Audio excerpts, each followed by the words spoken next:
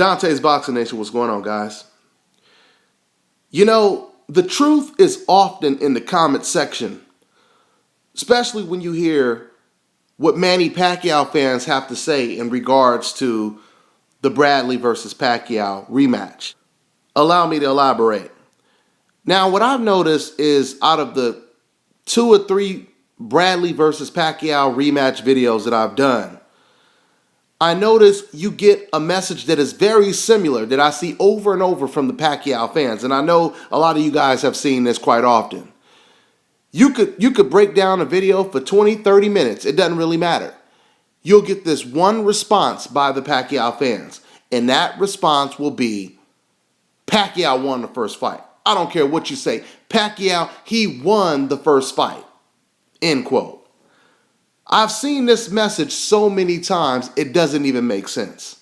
The point that I'm making is, to me, it seems if we're talking about what's going to happen in a rematch, and your only response is, well, Pacquiao won the first fight, doesn't it sound almost as if it's somewhat of a consolation prize because deep down you believe that Bradley may actually win the rematch? I mean, just think about it for a second. The fans that keep leaving these messages, they're not even really talking about what they think might happen in the rematch. They're not breaking it down. They're not really giving you any type of analysis of how the fight would play out. They'll just tell you one or two things. They'll either tell you Pacquiao, he won the first fight. Or they'll just say Pacquiao's going to knock him out in a rematch, right? But they will not elaborate. They won't go into detail. They won't tell you how this is going to come to fruition, right?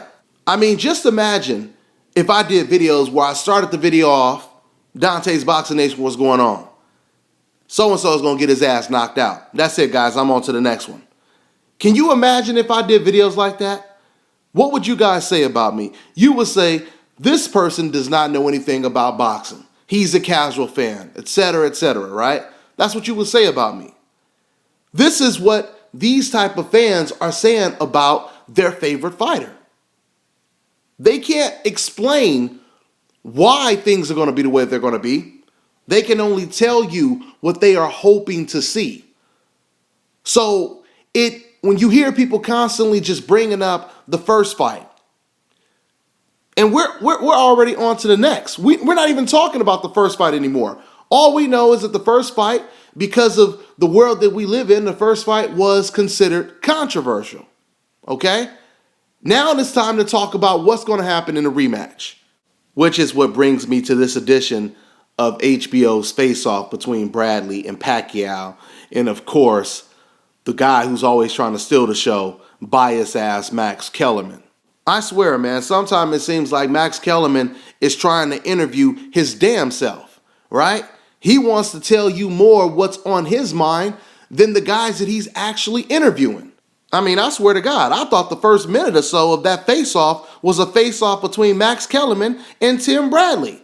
The way they were going back and forth, they went back and forth harder than Bradley and Manny Pacquiao were going back and forth at each other, right? See, this is the whole thing about HBO. They make things so obviously biased.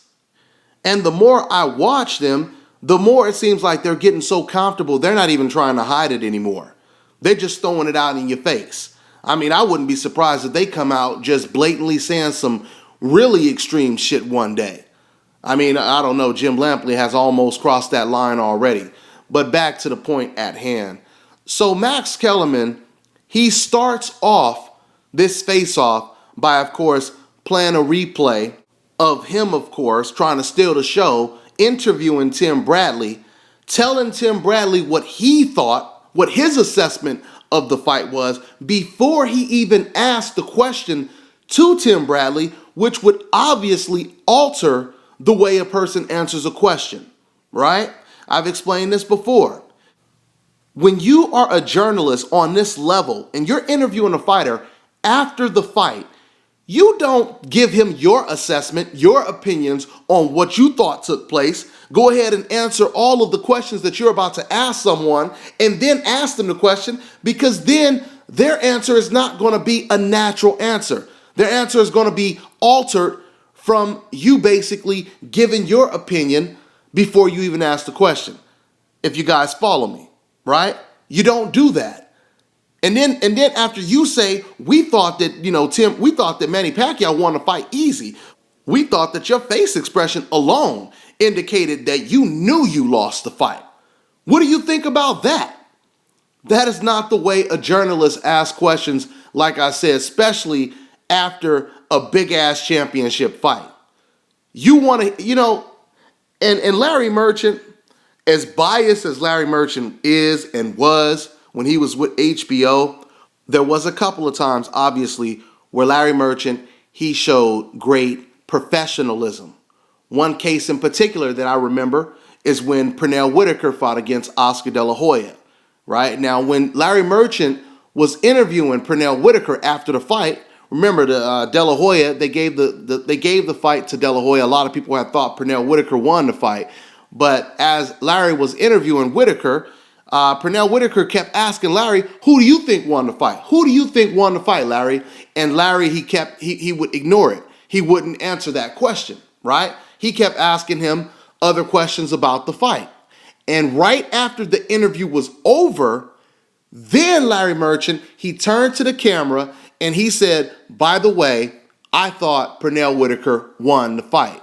See, that is what you call professionalism. That's something that Max Kellerman has not been displaying. All right, with him, like I said, constantly giving his answers before he even interviews someone. That is not journalism. That is a debate. Like I said, it was a face-off between Max Kellerman and Tim Bradley. But what do you expect when he's following in the footsteps of his role model, Jim Lampley? Now, what I thought was really interesting is when Tim Bradley responded back to Max by saying, I won the fight 8-4. Right? I won the fight 8-4, and Max Kellerman, like I said, he going in hard. He going ham on Tim Bradley, basically saying, "Oh yeah, oh you won. Oh, what fight are you talking about? Are you talking about this fight? You talking about the Bradley Pacquiao fight?" He going hard on Tim Bradley. He said, but Tim is like 8-4. I'll sit down and watch the fight with anybody. I won the fight 8-4. I mean, for Max Kellerman to be going as hard as he was going, basically trying to suggest that the fight was a landslide, like Harold Letterman having the fight scored 11 rounds to 1. That's basically the same type of shit that Max Kellerman was trying to say. I mean, he may not have had it as exaggerated as Harold Letterman did, but he was trying to suggest that the fight was a robbery.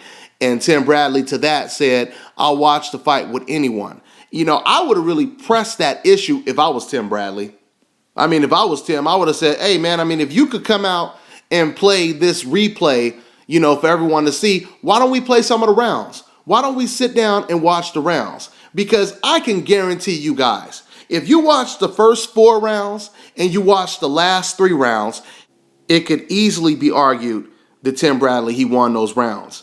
With the exception of round 4, and the reason why I included round 4 because even though Tim Bradley, he got hurt in round 4, and before I was giving that round to Manny Pacquiao, but after watching that round over and over again, like I said before, this was one of Tim Bradley's best rounds. And he was winning the whole first 2 minutes of the round, and then he got caught with that left hand, and he got hurt by Manny Pacquiao.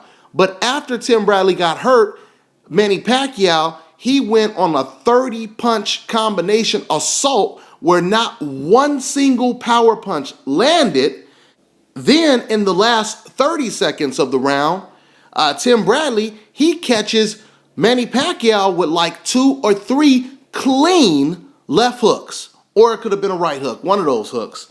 So, like I said, I don't have a problem with someone saying that you gave that round to Manny Pacquiao. You could easily give that round to Manny Pacquiao just because he hurt Tim Bradley alone. But at the same time, you could easily give that round to Tim Bradley because he won the first 2 minutes of the round. Then he finished the round strong, okay? So the point that I was basically making is Max Kellerman is doing exactly what a lot of the Pacquiao casual fans are doing, which is basically harping on the first fight.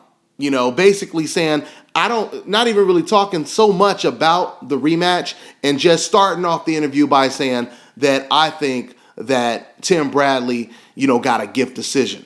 Okay? There is a difference between a close fight and a robbery. And this obviously was not a robbery because, like I said, let's go ahead and take out round 4 for now and once again revisit that. You look at the first 3 rounds, the last 3 rounds, and all of those rounds were Tim Bradley rounds. Okay, that's 6 rounds alone, just right there. Those are 6 rounds alone, just right there. That alone would declare the fight a draw, 6-6, right? So, and then like I said, you had some rounds in between where some of those rounds, Manny Pacquiao, he won them decisively. I thought Pacquiao won rounds 5 and 6 decisively. And then, I think he won 8 as well.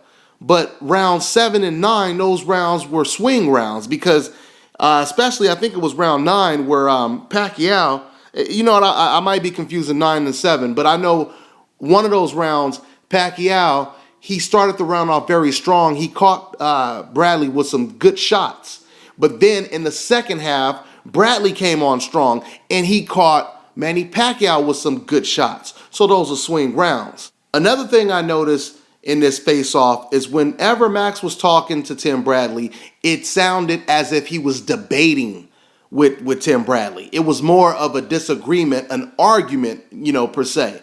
But when Max was talking to Pacquiao, he was giving Pacquiao answers. He was trying to say, so that you're gonna, that you have to be stronger. You have to be more aggressive, right? And I'm paraphrasing, but you guys can go back and watch it and you'll see exactly what I mean. He was giving answers to Manny Pacquiao before Manny even answered the question, right? It was basically a face-off, 2 guys against 1 is what it really came down to, excuse me. All right? I mean, like I said, man, HBO is ridiculous. HBO is really ridiculous because, it's not bad enough that we have to hear this biased favoritism when Jim goes on his own TV show and tries to spread, the BS. But now we got to hear it on Face Off. We got to hear it on the live events. I mean, it's just, spread it throughout the entire network when it comes to boxing for HBO. So, that's pretty much what it is, man. Another thing I want to say real quick before I close out is, of course, like I said, the casual fans, they either say 2 things. They either say that Pacquiao, he won the first fight, or they say that Pacquiao's going to knock out Tim Bradley in a rematch without explaining how he's going to do it. Even though Manny Pacquiao hasn't had a knockout in I don't know how long, even the knockout he had against Ricky Hatton, that wasn't even at 147. So when is the last time he got a knockout at welterweight, right? But this shouldn't surprise anyone because this is exactly what these same Pacquiao fans said that Pacquiao was going to do to Marquez in that 3rd fight. Before that fight, they were all saying, he's going to knock out Marquez easy. This is going to be his easiest fight. And they were saying all of this because this was right after Floyd Mayweather had beat Marquez very easy and very decisive. And we've seen how that fight turned out. So don't be surprised if people are extremely wrong when it comes to this fight as well. The one good thing about dumbass casual fans is it definitely helps you out when you're trying to go and place bets. Because the majority of boxing fans are casual fans. So that means other people will listen to them and believe the rhetoric. And when they do that, then guess what? The odds are in favor of the sweet science fans that know boxing. And they know common sense when they see it. And this is when it benefits, like I said, people who like to place bets or you just want to have bragging rights, like the Donaire versus Guillermo Rigo fight. Donaire was actually a big favorite over Rigo, and it was because people were listening to all of the ignorant comments that people kept spreading throughout the boxing community. And people are doing that same thing with the Bradley versus Pacquiao fight. People think the first fight was such a robbery that Pacquiao is now the favorite to win this fight, which is a good thing for people who believe that Tim Bradley will win this fight. I'm not suggesting that Pacquiao doesn't have a chance, because he does, but it just looks good for when you're betting on the underdog. I'm out of time, guys. I'm on to the next one.